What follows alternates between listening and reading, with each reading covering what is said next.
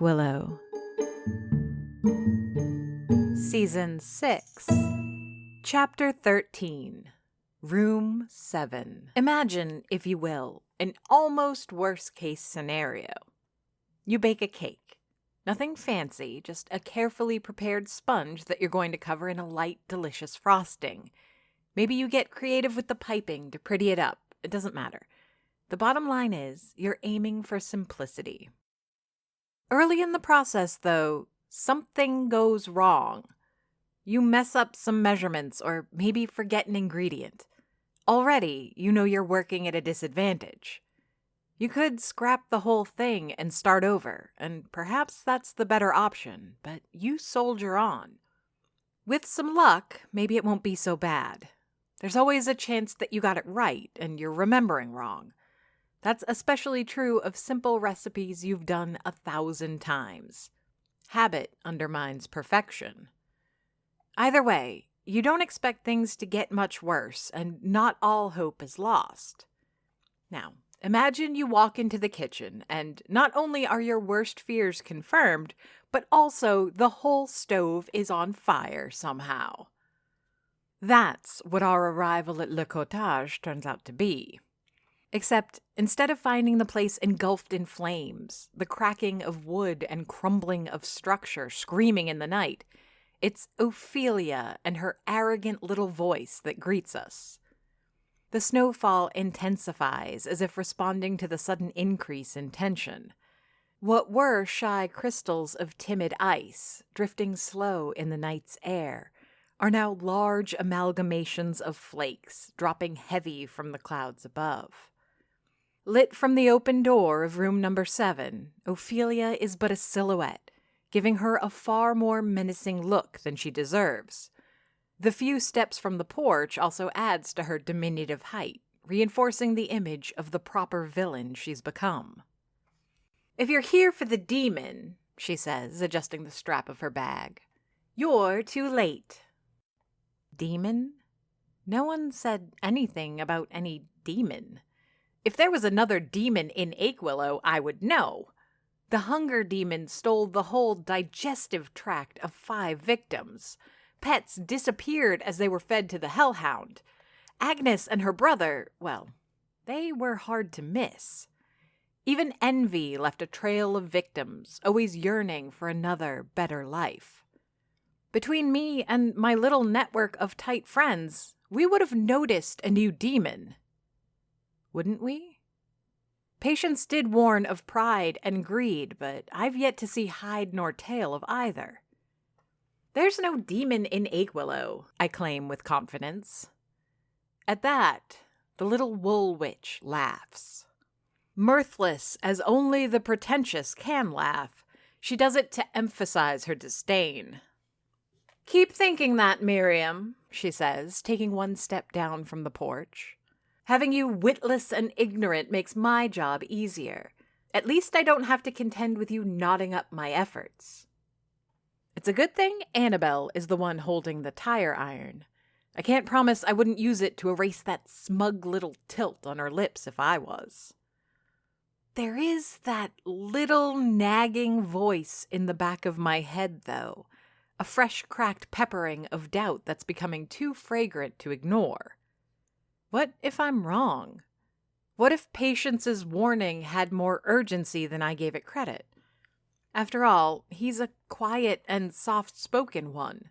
Whatever manner of man or creature he is, few events seem to bother him enough to splinter his facade of infinite, patience. No, I have to be right. If only because otherwise Ophelia is, and that outcome is unacceptable. The way I see it, Ophelia, you're the one standing in my way. I step forward, closing the gap between us. Even on the last step before her feet touch asphalt, Ophelia is shorter than I am. If this were to come to blows, and it won't because we are civilized witches, I could take her down without effort. But this is a battle of wits, in which I should also prevail if she didn't have a head start in the whole magic department. Armored in arrogance, she keeps her smile unflinching. She allows the scene to rest, fermenting in the tension before finally stepping aside, waving her arm towards the open door. "By all means, then," she says. "Have a look for yourself." Sudden agreeability does not inspire confidence. It takes a lot of effort to rip my eyes off of Ophelia as I walk around her and to the door. I want to say that having Annabelle as my de facto enforcer is reassuring, but all bravado aside, I don't want this to come to violence. At least, I don't until I take a look inside room 7.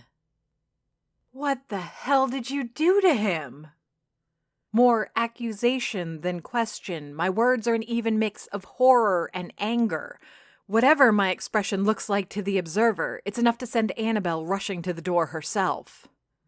"Oh, jeez!" she cries out, echoing my own alarm. Meanwhile, Ophelia stands at the bottom of the steps, savoring every bit of our dismay. Like a little psychopath, she's detached from the humanity of the situation. "What did I do?" she says at long last. "Oh, I only saved the poor sot's life." Ignoring her claim, I look back inside the motel room. Contrary to Annabelle's original reassurance, this does in fact look like a scene from a Hitchcock movie. On the mirror across the room from the double beds, a splash of blood that looks almost artful drips slowly to the desk below. A few other splatters mark a trail that leads to one of the beds. The rest of the room is in no better shape. A desk lamp rests on the floor where it fell, miraculously saved from destruction by the paper-thin carpeting. The luggage, out of which Bertrand had presumably been living for the last few days, has been torn through, a great gash yawning open at the front. Toiletries and underwear look to have exploded from within. A large white box with fancy red branding and elegant images of the same camera he broke earlier this week had been thrown into a corner. Finally, there's Bert himself. He's lying on his back, arms akimbo and eyes wide. His face is frozen in terrified agony, and one might suspect the image of his assailant remains fixed in his mind. His shirt, beard, and neck are caked in half-coagulated blood, too much to properly distinguish fabric from flesh or folds from lacerations. Despite the physical trauma suggested by the copious bleeding, Bert's chest still moves up and down, tenuous proof of continued life. At least there seems to be no part of him missing. "Still think there's no demon in Aquilo?" Ophelia asks from the door. She leans there, more smug than concerned, seemingly unfazed by the carnage. With the back of her glove, she wipes at her chin before covering her face again with her scarf. "Is he gonna be okay?" Annabelle asks, taking a small step towards the bed where Bertrand's limp body rests. Ophelia nods, eager to show her command of the situation. "I don't know that he should stay in Aquilo after tonight," she explains. "But he'll survive." While never a friend, I've never wished any ill on Bertrand. I remember a measure of joy at seeing that he'd found his way in life. Looking at his supine body, hanging on to each breath as if it could be his last, hits hard. The bastion of pride that had been walling off my judgment, brick by brick, suffered from the blow as well. There will be time to put Ophelia in her place later. Right now, I need to know Bert really is safe. "What happened?" I ask, with quiet humility that surprises even me. In return, Ophelia offers no resistance, nor does she push back against the question. "Greed demon, I think. It allows victims to wallow in desires and wants, pushing them to acquire things they haven't earned. Then, when its own hunger becomes too much, it comes to collect. The treasures hoarded become tokens, empowering the demon." Crouching next to the bed, I put the back of my hand on Bertrand's forehead.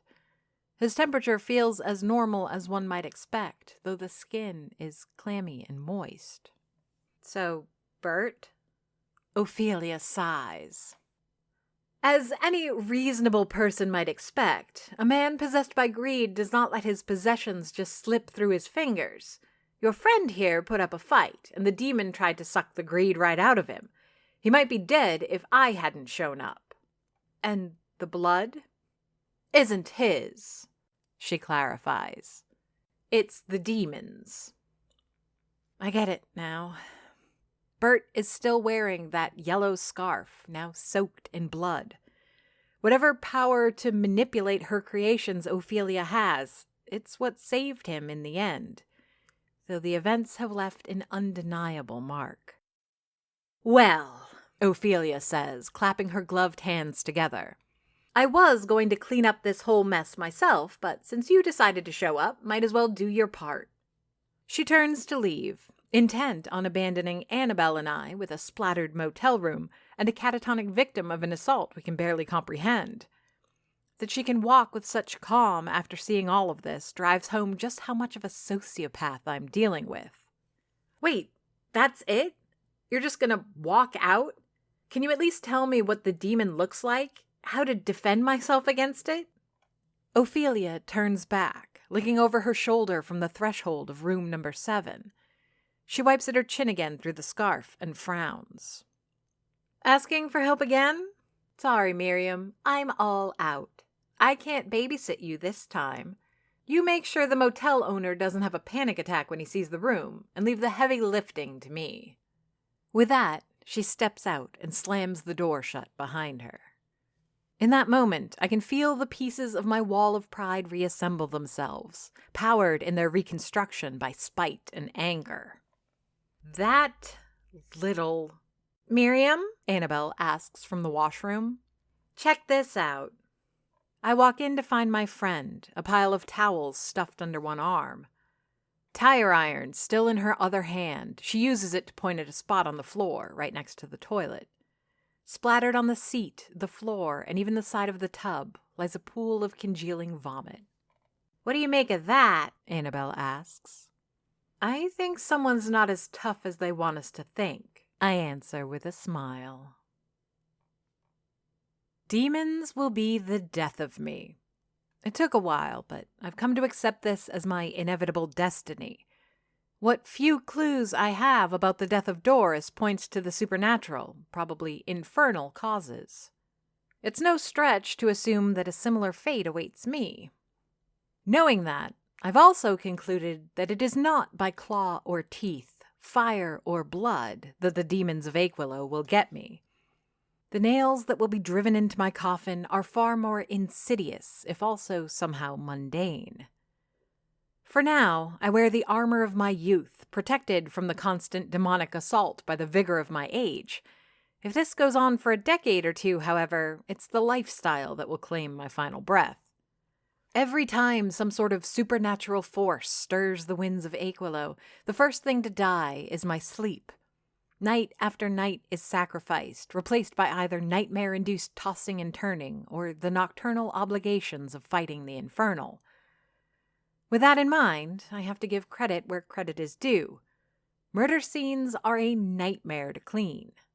If you can find it in you to not only commit violence, but then spend hours scrubbing a room to erase your presence, sloth isn't one of your many obvious sins. Annabelle and I didn't show up at Le Cottage prepared for the task. While my friend was more ready for a fight than I would have expected, we did not pack the trunk with towels, spray bottles of cleaner, and opaque trash bags to whisk any evidence away. All in all, it would take 3 trips to get it done. The first was so we could get supplies.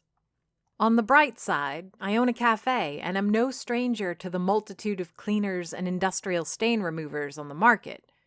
There's a corner of the stockroom, well away from any food supplies, where I keep all manner of glass cleaners, surface cleaners, copious amounts of disinfectants and neutralizer, not to mention the descalers necessary for winter. A side effect of running a place like the Aquilo, and being a cook, I'm also versed in many tricks on how to remove bloodstains from grout, carpets, and fabrics. While I wouldn't want Detective Lamore or Detective Wilson to comb over the scene, I'm confident in my ability to fool anyone else in town. The flip side of this coin is that I left my cafe in the care of a reluctant and belligerent Chef Gagnon. "The box is dented," he says, inspecting my offering. The plan was to dull the edges of Gagnon's rage by bringing him the new camera. The white box only had a few dots of blood on it, easily wiped clean with a hand towel. Of course, Gagnon couldn't just accept the offering, the same way he couldn't just take care of the Aquilo for the duration of my absence. As I walk into the cafe, I can already tell that things have changed. Subtle details have been altered. The tip jar, for example, has been moved to be in front of the register and boasts a handwritten sign that reads, "Great food, great service, great tips." The rest of the counter is almost completely barren. No trace of the broken mugs and dishes remain, but the tables have also been rearranged to reflect a more geometric pattern, obliterating the organic layout I'd gotten used to.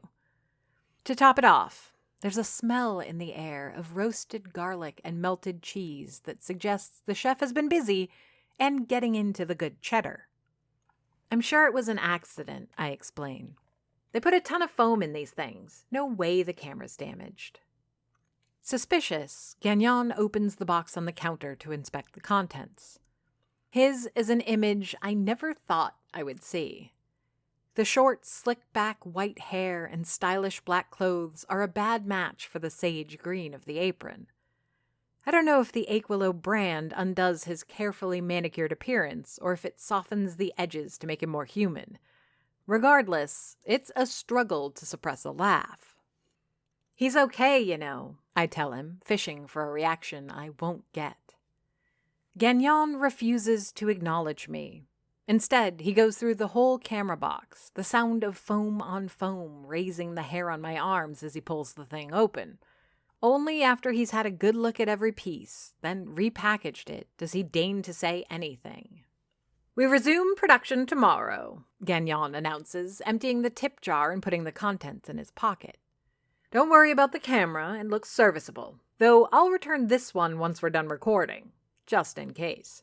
Oh, and there are leftover stuffed breads. You can probably sell those at a premium tomorrow. Say they were baked by a celebrity guest. We can split the extra profit." Under my scrutiny, he unties the apron and proceeds to put his coat and gloves on again. "I'll see what I can do about that," I say, in awe of how tightly he pinches every penny of every transaction. "Either way, thanks for holding down the fort while I was gone." Having gathered his bag and made his way to the door, he turns back to me one last time. "This wasn't a favor, Miss Dufour. I expect to be compensated. Though I wouldn't want you to go through the trouble of the paperwork to put me under formal employ for what was a couple of hours, I'm sure we can come to a reasonable understanding later." With that, Chef Gagnon walks out of the Aquilo Cafe. Somewhere down the street, he'll find his luxury car, which he'll drive to whatever bed and breakfast he booked for himself. Far better accommodations than those found at Le Cottage. "There goes one greedy duck," Annabelle whispers, almost in admiration. "You'd almost expect him to have a Scottish accent." "Yeah," I answer, gripped by a sudden realization that I don't have time to address. "Greedy." The second trip back to the Aquilo was all about Bertrand. With Annabelle's help, we scrub and clean room 7 more thoroughly than it probably has been in years. The powerful smell of stain remover attacks the nostrils, while a large black garbage bag gets filled with used paper towels and empty spray bottles. All the while we toil, it's under the watchful eye of a catatonic Bert. "He's blinking," Annabelle observes. "I'm sure that's good news?" On all fours in front of the mirror, I'm still scrubbing to remove every last hint of red stains that cover the carpet. Looking up, I can see Annabelle stripping the bed around Bertrand, packing the sheets and comforters into another plastic bag. The stained fabric has already been sprayed with a hydrogen peroxide solution that should handle the stains. At some point, one of us will have the awkward task of removing Bert's clothes so they too can get cleaned up. "I suppose it is," I say, "but that little knit bitch could have left us with better instructions on how to take care of him. I don't even know what's wrong or where to begin." Annabelle pushes down at the contents of her bag, compressing everything into as small a bundle as possible. She then goes through the multitude of bottles we brought along, making a careful selection of 2 products and a roll of paper towels. "I'm not even worried," she says with a weary smile. "You're the great Miriam Dufour. You'll figure something out. Meanwhile, since that'll probably become a feature of my career as a bartender one day, I'm going to go clean some vomit up." "Have fun," I say, just as tired but trying to sound encouraging. The only answer I get is the mocking imitation of dry heaves and belching. Having finished my own task, I realize that I've been left to take care of Bertrand. Every time I take a look at him, I have to search for that slow rising of his chest to confirm that he's still breathing. Annabelle is right, though. I am the great Miriam Dufour, and while my repertoire of solutions lacks in variety, it has so far served me well. "What do you like, Bert?" I ask, unbuttoning his blood-soaked shirt. "Are you more of a sweet or savory kind of guy? What wakes you? An orange zest cupcake or an egg and cheese sandwich? What puts a guy like you back on his feet?" There's no answer coming forth, only a subtle shift of his irises and a breath that speaks like a sigh. It's deep in the night by the time we get back to my apartment. We've got a load of laundry going, and there's butter melting in a pan. Meanwhile, the smell of proofing dough has invaded the kitchen. Annabelle sits at the dinner table, teasing my macaron sprite by putting her fingers between the bars and pulling them out again. "Think he'll be okay?" I stir the butter and mix in some chopped onions. We put the heat up and gave him the other bed's comforter. I don't see what else we could have done. He might get a chill, but otherwise he should be okay. "No," Annabelle insists after a deep yawn. "I mean, in the long term. I keep thinking we should drag him to the hospital." "And tell them what? This is our friend Bert. He was attacked by a demon, and now he's catatonic." She puts her finger at the top of the cage, marveling as the sprite flits its little wings to go try and have a nip. The creature has gotten better under my care. It took months, but the damaged wing seems to be mostly mended. I don't know if that's enough to warrant releasing it into the wild, but soon the question will need asking. "What if he's got some physical injury we can't see, like a concussion or something? Also, this is Aquillow. Maybe someone at the hospital might be a little in the know, like the doctor who treated Mayor Byrne." The dough has risen enough for my satisfaction, and I start to roll it. The recipe is a rather simple one, and I'm not afraid to admit I stole the inspiration from Chef Gagnon. Stuffed bread doesn't take too long to put together, but requires enough care that magic is infused with ease. The flexibility and near infinite options of fillings broaden the scope of possibility to make the perfect emergency spell. It's times like this I wish I had a teacher, or that there was some literature where I could learn if this approach impacts the potency of the dish. Whatever the case may be, the kitchen is about to get aggressively fragrant as I pour a generous helping of cayenne pepper to mix with the onions. I hadn't thought of that, I admit, but it doesn't matter. There's nothing I can't handle. The potent smell of spice bursts from the pan, and my eyes water in response. It doesn't take long for the power of pepper to waft through the kitchen and into the dining room, hitting Annabelle and the macaron sprite. The tiny creature whimpers with displeasure, and Annabelle coughs and sneezes, an immediate victim of my cooking. It won't last, of course. Once cooked and baked into the bread, along with some aged Gouda, the cayenne will subside.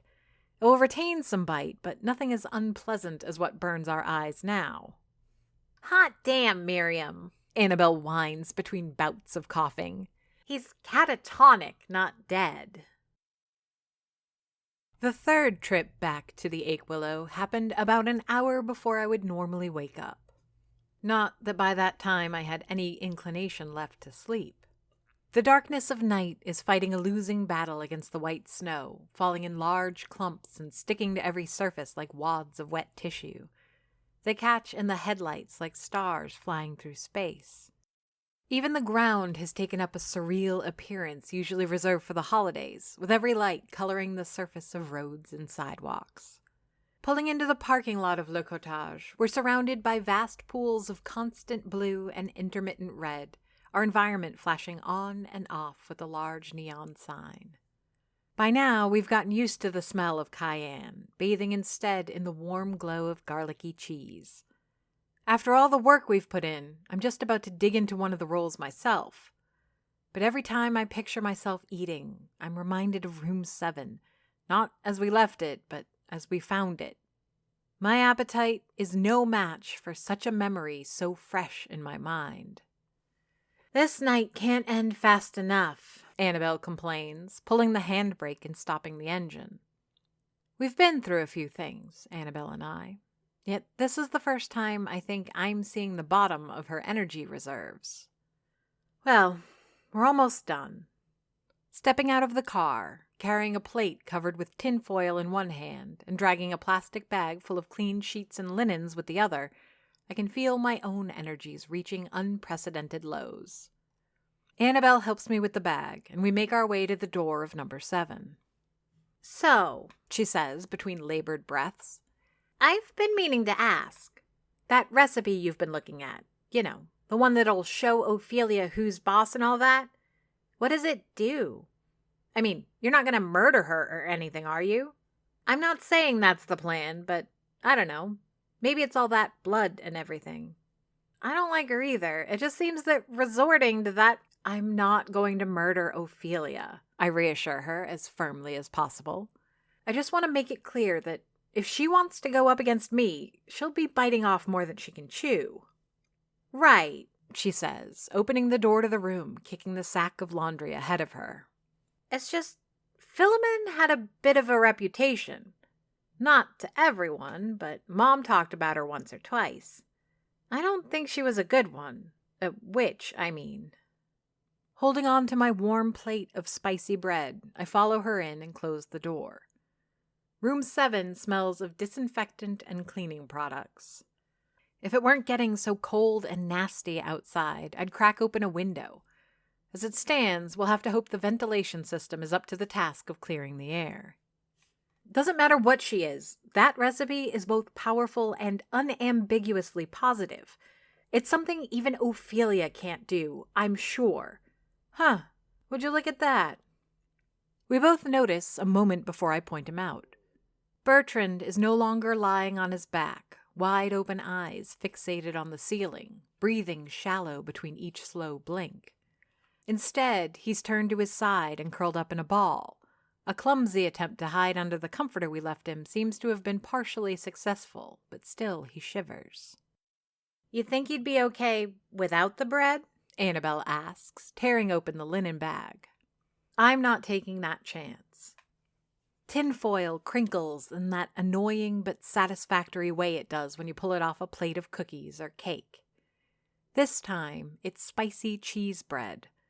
The butter stuffing I made for them was applied in a specific pattern, one with intent.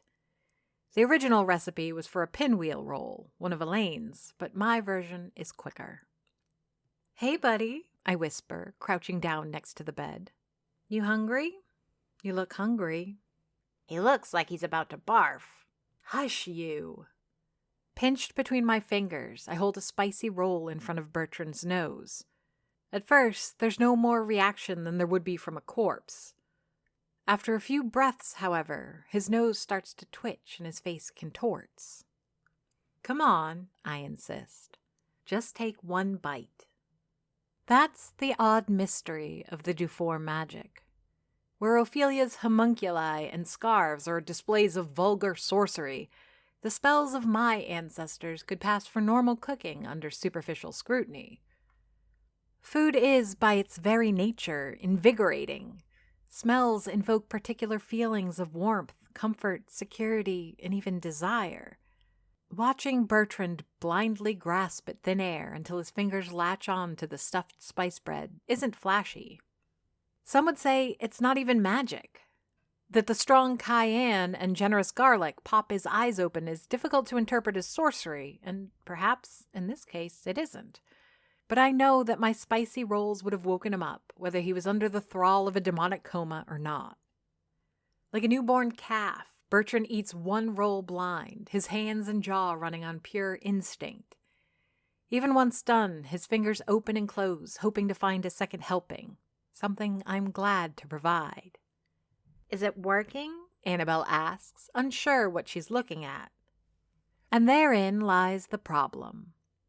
Magic that feeds the dead and soothes the infernal lacks in the miraculous impact necessary to impress, especially if the audience is used to their own more tangible magics.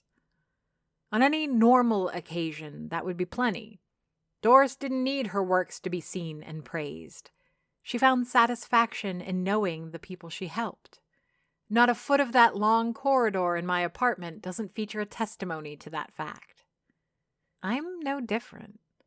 While I do enjoy, some would say need, frequent accolades for what I do, the raw quality of my cooking supplies me plenty. The witchcraft can remain under the radar, a little something extra like vanilla extract. Enough to smooth the flavors together, but not in a way that intrudes. I suppose, I shrug, unsatisfied. "Good," my friend says, unhinging her jaw in a massive yawn. "'Cause I'm just about to kick this guy off the bed and take a nap myself. Hey, you okay there?" I've dropped to a sitting position, feeding a third roll to Bertrand. His ravenous hunger has slowed to a calm nibbling. I doubt he'll even finish this roll before falling back asleep. The responsible thing to do would be wake him up and see that he's all right. "I need this to work," I mumble, staring at Bertrand, his beard dusted with crumbs and his lips glossy with grease. "It looks like it's working to me. Come on, let's get going. I have to get the car back to Mom's before she notices." I shake my head and lean back on the wall. Bert has cuddled up with his remaining half roll, holding it in his arms like a child would a stuffed bear. "Not this." I give a dismissive wave in Bert's direction. "This doesn't matter. It lacks spectacle. I'm talking about Philomen's recipe. I don't know that I can make it happen. I don't know that it's even possible. The ingredients aren't even possible." Annabelle walks over to sit at the foot of the bed. Eliciting a grunt from Bertrand, she pushes his legs out of the way to make room. Wearing her best concerned bartender face, she leans in a little, struggling to keep her bloodshot eyes open. "I've never seen you struggle with a recipe before," she says, as curious as she seems worried. "What's that dish supposed to do that's so fantastic anyways?" I draw my knees up to my chin, contemplating the forces I'm trying to stir with my cooking. The vast horizons of possibility, should I succeed, are as terrifying as they are promising. We cure the small ailments, us do fours. We push back at the walls of reality, but never enough to crack the plaster or scratch the paint. This is far more ambitious. If I succeed, this could bring the whole house down. It's going to cure Nisha. Aquilo is written by J.F. Dubow and narrated and produced by me, Amy Frost. If you enjoyed this podcast and would like to hear more, please rate and review us on Apple Podcasts or your preferred podcast platform. Want to support the show? Buy us a coffee. Go to ko-fi.com/Aquilo to donate. Aquilo has a Patreon. Visit patreon.com/Aquilo for details. Follow us on Facebook, Twitter, and Instagram under the username Aquilo.